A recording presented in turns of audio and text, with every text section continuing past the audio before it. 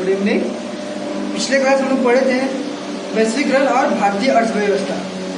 ये हमारा लेसन पूरा कंप्लीट हो चुका है। हमें आज का लेसन है उपभोक्ता अधिकार। ये हमारे बुक का लास्ट लेसन है।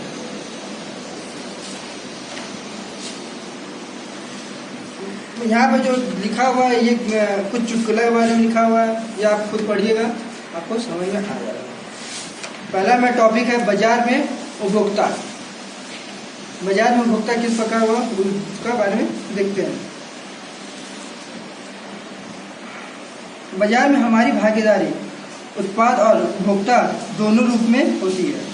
वस्तु एवं सेवाओं के उत्पादन के रूप में हम पहले वर्णित कृषि उद्योग या सेवा जैसे क्षेत्र में कार्यरत हो सकते हैं। अब बाजार में हमारी भागीदारी क्या देखा जाता है कि दोनों रूप में, एक तो उपभोक्ता के रूप में देखा जाता है और दूसरा क्या देखा जाता है उत्पादक के रूप में। उपभोक्ता बोले तो कि कोई खरीदारी के रूप में भी देखा जाता है, हम लोग खरीदने भी जा रहे हैं और हम ही लोग जैसा इंसान भी वहाँ पे बेच रहा है, ऐसा देखा जाता है। उपभोक्ता की भागीदारी बाजार में तब होती है जब वे अपनी आवश्यकता अनुसार वस्तुओं या सेवाओं को खरीदते हैं। यही बात बोला कि आवश्यकता अनुसार वस्तु का सेवा को खरीदते हैं, मतलब वही बात बोला कि वहाँ पर भी वो जो हम ही लोग जैसा इंसान भी जाके वहाँ खरीदता है। कुछ कोई उपभोक्ता रहता है वो जो सामान खरीदता है, मतलब कुछ भी होता है जैसे सब्जी खरीदने गया तो वहाँ भी सब्जी ही कोई खरीद रहा है। उपभोक्ता के रूप में लोग द्वारा उपयोग किए जाने वाले ये अंतिम वस्तु होते हैं। उपभोक्ता के रूप में क्या होता है कि ये अंतिम वस्तु होता है। जो उपभोक्ता मतलब कोई जो एक सब्जी को ही लेते हैं, एक सब्जी को किसान उपजा के वो फैक्ट्री में दिया, वहाँ से होलसेलर में गया, कितना घूम के आता है जो बेचता है। और वो बेचने के बाद हम लोग जाकर खरीद लेते हैं, हम लोग क्या करते हैं उसको बेच देते, मतलब उसको बना के खा जाते हैं। तो वहाँ क्या हो गया, वो एक अंतिम चरण आया, तो वो एक उसका अंतिम काम हो जाता है, वही अंतिम वस्तु होता है। जो उपभोक्ता जो चीज से सामान खरीद लेने के बाद जो क्या हो जाता है उसका अंतिम वस्तु होता है। पिछले अध्याय में हमने विकास को बढ़ावा देने के लिए जरूरी नियम और नियमित नियंत्रणों का, इसके लिए उठाए गए कदमों की आवश्यकता का वर्णन किया है। और पिछले अध्याय में हम लोग क्या पढ़े कि विकास को बढ़ावा देने के लिए जरूरी नियमों और नियंत्रणों का या इसके लिए उठाए गए कदमों की आवश्यकता का वर्णन किया। इसका जो कदम उठाया गया, किस तरह उठाया गया, इसके बारे में हम लोग इसके पिछले अध्याय में पढ़े। पहले जो हमारा अध्याय है इसके पहले का लेसन में हम लोग ये चीज पढ़े हैं। इनका महत्व असंगठित क्षेत्र के मजदूरों की सुरक्षा के लिए उसी तरह हो सकता है जिस तरह साहूकारों द्वारा लगाए जाने वाले उच्च ब्याज दर से लोगों को बचाने के लिए नियमों और नियंत्रणों की जरूरत होती है। इसी प्रकार से पर्यावरण सुरक्षा के लिए नियमों एवं विनियमों की आवश्यकता होती है। अब हम लोग देखते हैं कि हम लोग पिछले अध्याय में क्या पढ़े थे कि असंगठित और संगठित क्षेत्र के बारे में पढ़े थे। तो असंगठित और संगठित क्षेत्र क्या, जिस तरह साहूकार द्वारा लगाए गए ब्याज, मतलब असंगठित और संगठित क्षेत्र में क्या देखे थे कि साहूकार द्वारा जो ऋण लिया जा रहा था उसमें ज्यादा ब्याज लग रहा था, जो हमारे बैंक के द्वारा लिया जा रहा था उसमें कम ऋण लग रहा था, ये देखा गया था। इसी के द्वारा जो साहूकार द्वारा लगाए जाने वाला ब्याज जो दर था उसे बचने के लिए नियम और नियंत्रण की जरूरत होती है। और उसे बचने के लिए क्या होता है कि सरकार द्वारा नियम और उसके बचने के लिए जरूरत होती है। इसी प्रकार से पर्यावरण की सुरक्षा के लिए नियमों एवं विनियमों की आवश्यकता। इसी प्रकार हम लोग इसी प्रकार देखते हैं कि पर्यावरण की सुरक्षा के लिए नियम एवं विनियम की भी आवश्यकता होती है। उदाहरण के लिए अनौपचारिक क्षेत्र के ये साहूकार जिनके बारे में आप पहले से के अध्याय 3 में पढ़ चुके हैं, कर्जदार में बंधन डालने के लिए तरह तरह के दाव पेच अपनाते हैं। सामयिक ऋण के कारण वे उत्पाद निम्न दर पर बेचने के लिए मजबूर कर सकते हैं। वे सपना की जैसे महिला को ऋण चुकाने के लिए अपनी जमीन बेचने को विवश कर सकते हैं। इसी प्रकार असंगठित क्षेत्र में काम करने वाले बहुत से लोगों को निम्न वेतन पर काम करना पड़ता है और उन परिस्थितियों को झेलना पड़ता है जो न्यायोचित नहीं होता है। अब हम लोग देखते हैं कि हम पिछले अध्याय 3 में पढ़े थे एक सपना की स्टोरी। सपना की स्टोरी क्या हुआ था कि सपना की स्टोरी में क्या था कि वो किसान के मतलब किसान थी, वो पौधा मतलब बीज लगाई, पौधा हुआ और वो कर्ज ली हुई थी। कर्ज लेने के कारण उसे क्या हो गया था और वो उसका जो फसल की उसका फसल कीटनाशक के कारण वो बर्बाद हो जाने के कारण वो कर्ज को पूरा नहीं कर पाई थी, असंगठित थे। और वो कर्ज किस पे ली थी तो असंगठित से ली थी, साहूकार से ली हुई थी, इस कारण वो कर्ज में फंस गई थी। इसी प्रकार से यहाँ बताया गया है कि इसी प्रकार संगठित क्षेत्र में काम करने वाले बहुत से लोग को निम्न वेतन पर कार्य करना पड़ता है। इसी प्रकार से क्या होता है कि असंगठित क्षेत्र से के लोग को निम्न वेतन पर काम करना पड़ता है और उन परिस्थितियों को झेलना पड़ता है। और उन परिस्थिति मतलब वहाँ में जो परिस्थिति होती है, जो होता है मतलब जो साहब बोला है उस परिस्थिति को झेलना पड़ता है जो नियोजित नहीं है और जो सही नहीं है।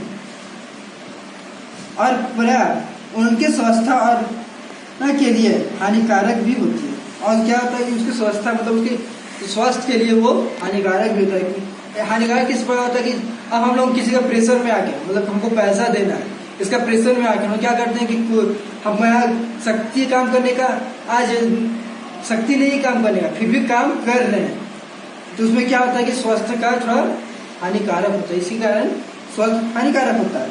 ऐसे शोषण को रोकने के लिए और उनकी सुरक्षा हेतु हमने नियमों एवं विनियमों की बात की है। ऐसी कई संस्था है जिन्होंने यह सुनिश्चित करने के लिए लंबा संघर्ष किया है कि इन नियमों का अनुपालन हो। और हम लोग देखते कि ऐसे शोषण के रोकने के लिए उनकी सुरक्षा हेतु हमने नियमों एवं विनियमों की बात की है। और उनकी शोषण को रोकने के लिए हम लोग क्या किए थे, विनियम और विनियम की बात किए थे। पिछले अध्याय जब 3 हम लोग पढ़ रहे थे इस बात पर हम लोग चर्चा किए थे, जो कि किस प्रकार किया जाता है। इस अध्याय 3 में हम लोग इस बात को चर्चा कर चुके हैं। बाजार में भी उपभोक्ता की सुरक्षा के लिए नियम एवं विनियम की आवश्यकता होती है, क्योंकि अकेला उपभोक्ता प्राय स्वयं को कमजोर स्थिति में पाएगा। अब देखते हैं हम बाजार में भी क्या है तो उपभोक्ता की सुरक्षा के लिए नियम एवं विनियम की आवश्यकता होती है। अब बाजार में भी उपभोक्ता की सुरक्षा के लिए क्या तो नियम का जरूरत होता है। बाजार में भी क्या है एक नियम बना हुआ होता है, क्योंकि अकेला उपभोक्ता प्राय स्वयं को कमजोर पाएगा। और क्योंकि बिना नियम का बिना अकेला उपभोक्ता क्या करेगा कि खुद को एक कमजोर मानेगा, कमजोर समझता है। खरीदी गई वस्तु या सेवा के बारे में जब भी कोई शिकायत होती है तो विक्रेता सारा उत्तरदायी क्रेता पर डालने का प्रयास करता है। और हम लोग देखते हैं खरीदी या गई वस्तु मतलब कोई हम लोग कुछ खरीदे और वो चीज खराब निकल गया, हम लोग कुछ भी खरीदना वो चीज खराब निकली तो उसका दोष हम लोग किस पे डालते हैं, सीधा जाकर दुकानदार बोलते हैं कि आपका सामान खराब है, पर वो तो दुकानदार नहीं बनाया वो भी पूछ रहा है। इस प्रकार से बोला जाए सामान्यतः उनकी प्रतिक्रिया होती है। आपने जो खरीदा है अगर वो पसंद नहीं है तो वहीं और तो कहीं और जाए। आज सामान्यतः उनकी प्रतिक्रिया होती है मतलब जो बेच रहा है उनकी क्या प्रतिक्रिया होती है कि आपने जो खरीदी है अगर वो पसंद नहीं है तो आप कहीं और जाए, मतलब आपको जो ये पसंद नहीं है तो आप कहीं और चले, ऐसा भी बोला जाता है। मानो बिक्री हो जाने के बाद विक्रेता की कोई जिम्मेदारी नहीं रह जाती। उपभोक्ता आंदोलन की जिसके बारे में हम आगे बात करेंगे इस स्थिति को बदलने का एक प्रयास है। अब उपभोक्ता आंदोलन जिसके बारे में हम आगे बात करेंगे इस स्थिति में को बदलने की एक प्रयास है। बाजार में शोषण कई रूप में होता है।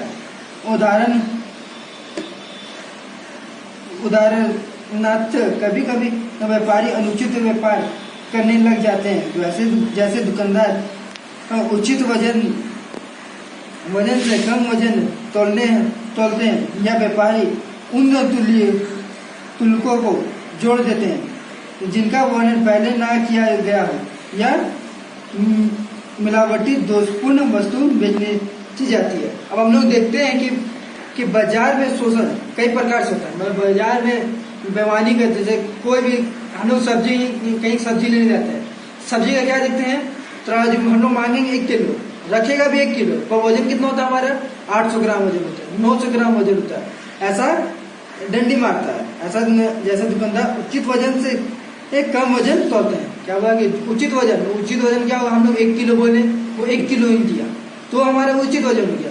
अब माने हम उससे हम बोले हमको 1 केजी सब्जी, कोई भी सब्जी दीजिए, जैसे आलू दीजिए 1 किलो, आलू हमको कितना दिया, वो 800 ग्राम दिया, तो एक अनुचित वजन हो गया। यह व्यापारी उन तुल्यों को जोड़ देते हैं जिसका वर्णन पहले ना किया था। यह व्यापारी क्या कहते थे, कुछ मतलब तराजू पर एक नीचे तराजू को मतलब तराजू क्या होता है कि दोनों साइड बराबर होना चाहिए, तो क्या करता है कि तराजू को एक साइड डंडी मार देता है, एक साइड कम कर देता है, इस प्रकार से भी वजन मार लेता है। तो यह मिलावटी दोषपूर्ण वस्तु बेची जाती है। यह पे क्या करता है कि वो कुछ मिलावटी कर देता है, कुछ मिला देता है, मिला के बेचा जाता है। जब उत्पादक थोड़े और शक्तिशाली होते हैं और उपभोक्ता कम मात्रा में खरीदारी करते हैं और बिखरे हुए होते हैं, तो बाजार उचित तरीके से एक कार्य नहीं करती। अब बोला जा रहा है कि जब उपभोक्ता थोड़े से और शक्तिशाली होते हैं और उपभोक्ता कम मात्रा में खरीदारी करते हैं, और बोला जा रहा है कि कम मात्रा में खरीदारी करते हैं और बिखरे हुए होते हैं, तो बाजार उचित तरीके से कार्य नहीं करती है। अब मतलब जैसे बोला जाए कि ज़्यादा बाजार में जैसे अभी ही देखा जाए कि भीड़ ज़्यादा नहीं हो रहा है और ज़्यादा मिलावटी हो रहा है, तो उपभोक्ता कम मात्रा में खरीदारी करते हैं। जो क्या होता है कि उपभोक्ता मतलब देखा है कि ज़्यादा मिलावटी हो रहा है, तो उपभोक्ता क्या किया कि कम मात्रा में खरीदारी कर दिया और बिखरे हुए होते हैं, तो बाजार उचित तरीके से कार्य नहीं करता। तो वो बाजार क्या होता है कि अब थोड़ा थोड़ा सामान लिया जाएगा, तो वहाँ क्या होगा, बाजार का जितना टारगेट लेके आता है वो पूरा बिकेगा नहीं, तो सब्जी ही खराब होगा, वो कुछ ही खराब होगा उसका, इसलिए बाजार थोड़ा खराब होगा, कार्य अच्छा से मतलब वो अच्छा कार्य नहीं करता है। विशेष रूप से यह स्थिति तब होती है जब इन वस्तुओं का उत्पादन बड़ी कंपनियां कर रही है। अधिक पूंजी वाली, शक्तिशाली और असंप्रिय कंपनियां विभिन्न प्रकार से चालाकी पूर्वक बाजार को प्रभावित कर सकती है। ऐसा हम लोग कब देखते हैं, ऐसा हम लोग कब देखते हैं कि कोई बड़ी कंपनियां में भी जैसे हो रहा है सब। ऐसा हम लोग कब देखते हैं जब वस्तु का उत्पादन बड़ी कंपनियां में भी हो रहा है, और अधिक पूंजी वाली, शक्तिशाली और समृद्ध कंपनियां विभिन्न प्रकार से चालाकी पूर्वक बाजार को प्रभावित कर देते हैं। और बड़ी कंपनियां क्या करती है कि बाजार को प्रभावित कर देती है। मतलब क्या होता है, बाजार में अब छोटे से छोटे लोग आ रहे हैं, बड़े लोग क्या कर रहे हैं, बड़ी कंपनियां चल रही है, जो वहाँ पर भी वो उसी सामान को बेच रहे हैं, वही भाव में बेच रहा है, और वही मतलब तो AC लगा दिया, तो बड़ी कंपनियां हो गया। तो बड़े लोग कहाँ जा रहे हैं, क्योंकि हम वहाँ नहीं जाएंगे, हम बड़े जगह जाएंगे, वहाँ बड़े लोग ही यहाँ जा रहे हैं। तो क्या हो रहा है, बाजार में जो है वहाँ पे थोड़ा टेढ़मेढ़ हो जाता है। बाजार में मतलब बाजार के वहाँ अब अमीर लोग नहीं आएगा, तो ज़्यादा लोग नहीं आएंगे, तो कभी बिकेगा। उपभोक्ताओं को आकर्षित करने के लिए वे समय समय पर मीडिया और अन्य स्रोतों से गलत सूचना देते हैं। उदाहरण के लिए एक कंपनी ने यह दावा करते हुए कि माता का दूध जैसे हमारा उत्पाद बेहतर है। अब उन लोग बड़े कंपनियां लोग क्या करता है कि प्रचार कर दिया, बड़ा सा बैनर इसमें लगाया, बड़ा सा बैनर छपवा दिया, टीवी पे टेलीकास्ट अपना डाल दिया कि हमारे यहाँ के सामान लीजिए। ये ऑटो में साउंड बॉक्स लगा दिया, वो घुमवा दिया, और ऐसा झूठा प्रचार कर देता है। अब झूठा प्रचार करने लगता है। संवर्धित वैज्ञानिक उत्पाद के रूप में शिशुओं के लिए दूध का पाउडर पूरे विश्व में कई वर्षों तक बेचा। कई वर्षों के लगातार संघर्ष के बाद कंपनी को यह स्वीकार करना पड़ा कि वह झूठे दावे करते आ रही थी। अब हम लोग देखते हैं कि एक पाउडर दूध, अमूल का जो पाउडर दूध आता है उसको देखते हैं कि उसको क्या बोला गया कि ये एक अच्छे दूध है, ये अच्छे दूध के मतलब प्योर गाय के दूध के पाउडर है, ऐसा बोल के कंपनी उसे चला दिया गया। ऐसा बहुत वर्ष तक चलने के बाद क्या देखा गया कि वो वे मिलावटी है, मिलावटी होने है। इसी तरह सिगरेट उत्पाद कंपनियों से यह बात मनवाने के लिए ये उनका उत्पाद कैंसर का कारण हो सकता है। न्यायालय में लंबी लड़ाई लड़नी पड़ी, अतः उपभोक्ता की सुरक्षा सुनिश्चित करने के लिए नियम और विनियम की आवश्यकता है। हम लोग देखते हैं कि इसी तरह सिगरेट का उत्पाद क्या है? सिगरेट हम लोग सबको सिगरेट में ये भी बात लिखा जाता है कि ये कैंसर का कारण हो सकता है, फिर भी इसको रोका नहीं गया। इसी कंपनियों को बनाया है, ये कंपनी इसको बना रहा है और इसमें मिलावटी भी कर रहा है। कोई सिगरेट का दाम कम, कोई सिगरेट ज़्यादा, इसमें मिलावटी भी करते जा रहा है। अतः उपभोक्ता की सुरक्षा सुनिश्चित करने के लिए नियम और विनियम की आवश्यकता। और इसका जो उपभोक्ता इससे क्या हो रहा है, उपभोक्ता मतलब सिगरेट पीने बाद क्या हो रहा है, कैंसर का एक कारण बन रहा है। इसके सुरक्षा के लिए भी नियम और विनियम का आवश्यकता होती है। इसके भी सुरक्षा के लिए एक नियम का आवश्यकता होती है। और यहाँ पर हमारा 3 टॉपिक में क्वेश्चन आंसर आया, इसको आप लोग बनाने का प्रयास कीजिएगा, पक्का ही क्वेश्चन बन जाना चाहिए। हमारा अगला टॉपिक है उपभोक्ता आंदोलन। अब उपभोक्ता लोग आंदोलन में क्या करते हैं वो देखते हैं हम लोग। उपभोक्ता आंदोलन का प्रारंभ उपभोक्ताओं के असंतोष के कारण हुआ, क्योंकि विक्रेता कई अनुचित वैश्विक व्यवहार से शामिल होते हैं। हम देखते हैं कि उपभोक्ता आंदोलन का प्रारंभ कब हुआ, तो उपभोक्ता के असंतोष के कारण हुआ। उपभोक्ता का आंदोलन कब होता है, जब हम लोग मतलब कोई चीज़ का आंदोलन कब करते हैं तो उससे हम लोग संतोष नहीं होते हैं, वो चीज़ से हम लोग संतोष नहीं, तब हम लोग किसी का भी आंदोलन करते हैं। जैसे कि हाल ही में देखा जाए हम लोग चार्ज से पहले लाइन का ये नहीं था, लाइन सही ढंग से नहीं आ रहा था, तो हम लोग क्या करते थे, ऐसा बहुत सुनने में आता था कि यहाँ आंदोलन हो गया, लाइन नहीं है, तो यहाँ पे सब ऐसा करके बैठ गया है। पानी का ही देखते हैं, गर्मी के टाइम में पानी नहीं आता था, तो क्या करता है सब, उसका आंदोलन कर देता है कि यहाँ पानी नहीं है, पानी दीजिए। उसका आंदोलन करके बीच पे सड़क पर बैठ गया, कोई अपना कहीं उसका औरत लोग आंदोलन करने लगी। इस यही बोला जा रहा है कि इसका आंदोलन कब करता है, जब उसका हम लोग को उसके असंतोष नहीं होता, जब उसे संतोष नहीं होता तब हम लोग आंदोलन करने लगते हैं। बाजार में उपभोक्ता को शोषण के से बचाने के लिए कोई कानून व्यवस्था उपलब्ध नहीं है। आज बोला जा रहा है कि बाजार में उपभोक्ता को शोषण से बचाने के लिए कोई कानून व्यवस्था नहीं की गई है। लंबे समय तक जब एक उपभोक्ता एक विशेष ब्रांड उत्पाद या दुकान से संतुष्ट नहीं होता है तो सामान्यतः वो उस ब्रांड उत्पाद को खरीदने बंद कर देता है अतः उस दुकान से खरीदारी करना बंद कर देता है। हम लोग देखते हैं कि लंबे समय तक जब हम लोग देखते हैं कि हम लोग कोई कंपनी एक ब्रांड है, कोई भी कंपनी का एक लेते हैं, कोई भी कंपनी लीजिए, उस कंपनी से हम लोग हमेशा उस दुकान से खरीद रहे, हमेशा मतलब जैसे डाबर ही लीजिए, डाबर का कंपनी हम लोग हमेशा ले रहे हैं, हम लोग को अच्छा लग रहा है। अब क्या किया डाबर कंपनी, डाबर अपना कंपनी में मिलावटी करने लगा।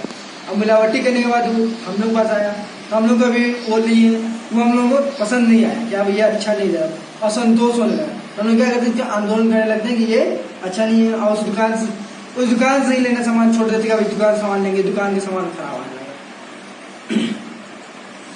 यह मान लिया जाता था कि यह उपभोक्ता की जिम्मेदारी है कि एक वस्तु या सेवा को खरीदते वक्त वह सावधानी बरते। संस्था को लोगों को जागरूकता लाने में भारत और पूरे विश्व में कई वर्ष लग गए। अब हम लोग देखते हैं कि संस्था को लोगों को जागरूकता लाने के लिए भारत और पूरे विश्व में कई वर्ष लग गए और लोगों को मतलब संस्था में दोनों को लाने के क्या तो भारत को बहुत पूरे विश्व को बहुत सारे वर्ष भी लग गया है। इसमें इसने वस्तुओं और सेवाओं की गुणवत्ता सुनिश्चित करने की जिम्मेदारी विक्रेता पर भी डाल दिया। और देखते हैं कि इसमें वस्तुओं और सेवा की गुणवत्ता सुनिश्चित करने की जिम्मेदारी कितने डाल दिया, विक्रेता पर डाल दिया। मतलब हम लोग कोई वस्तु खरीदे और वही वस्तु क्या कर दिए, खराब निकल गया, किस पर डाल दिए, जो बेच रहा है, जो दुकानदार है उस पर डाल दिए कि आप सामान खराब बेच रहे। सामान वो भी तो नहीं लाया कि वो भी कौन से कुछ बना के तो नहीं लाया, वो भी क्या किया कि कोई होलसेलर दुकान से खरीदा। तो पर हम लोग फिर किस पे डाल देते हैं, किसको सीधा बोलते हैं, दुकानदार को बोलते हैं कि आप वस्तु खराब लाए। भारत में सामाजिक बल के रूप में उपभोक्ता आंदोलन का जन्म अनैतिक और अनुचित व्यवसाय कार्यों से उपभोक्ताओं के हितों की रक्षा करने और प्रोत्साहित करने की आवश्यकता के साथ हुआ। हम देखते हैं भारत के रासायनिक बल के रूप में उपभोक्ता आंदोलन का जन्म।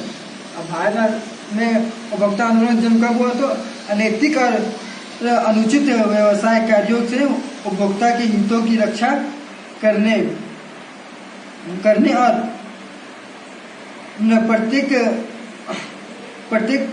प्रत्याशित करने की आवश्यकता के साथ हुआ।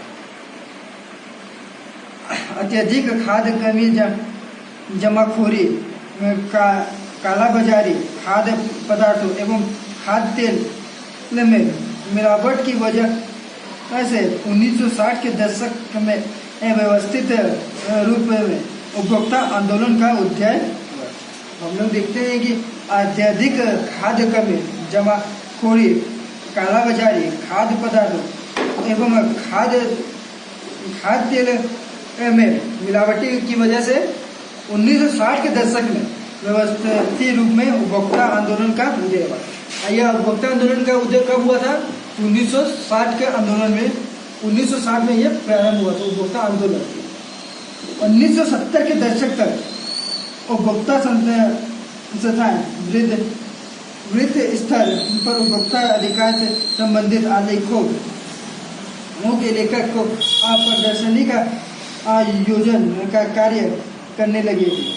उन्होंने सड़क यात्री परिवहन और अत्यधिक भीड़ भाड़ और राशन दुकान में होने वाले अनुचित कार्यों पर नजर रखने के लिए उपभोक्ता दल बनाया। हाल में ही भारत में उपभोक्ता दल की संख्या में भारी वृद्धि हुई है। हम लोग देखते हैं कि उपभोक्ता आंदोलन का क्या हुआ, प्रदर्शित उनकी सड़क यात्री परिवहन अत्यधिक भीड़ भाड़, मतलब हम लोग उपभोक्ता आंदोलन जब करते हैं तो क्या देखते हैं कि एक बहुत बड़ा एक भीड़ भाड़ संस्था, मतलब कोई भी पूरा भीड़ लगा रहेगा, उसमें ही आंदोलन किया जाता है। आंदोलन करने टाइम क्या कोई भी क्या करता है, एकजुट पे कोई भी आदमी, जैसे 50 आदमी एकजुट पे हो गया और जो चीज का आंदोलन कर रहा है उसी को नारा लगाता है कि ये गलत है, ये गलत है, नारा लगाते हुए रोड पे करता है, उसी को आंदोलन के रूप में बोला जाए। तो ये आंदोलन कब चालू हुआ था, 1960 के दशक में ये ऐसा किया गया था। अब 1970 के दशक तक उपभोक्ता संस्था ये पूरी अच्छा तरीके से मतलब पूरा फैल चुका था 1970 तक। और हाल में ही भारत उपभोक्ता दल की इस संख्या में भारी वृद्धि हुई। और हाल में ही देखा जाए कि तो भारत में उपभोक्ता दलों की संख्या में भारी वृद्धि हुई है।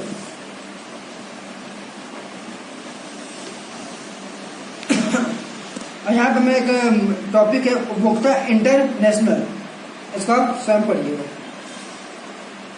इन सभी प्रयासों के परिणाम स्वरूप यह आंदोलन वृहद स्तर पर उपभोक्ताओं के हितों के खिलाफ अनुचित व्यवसाय शैली को सुधारने के लिए व्यावसायिक कंपनियां और सरकार दोनों पर दबाव डालने में सफल हुआ।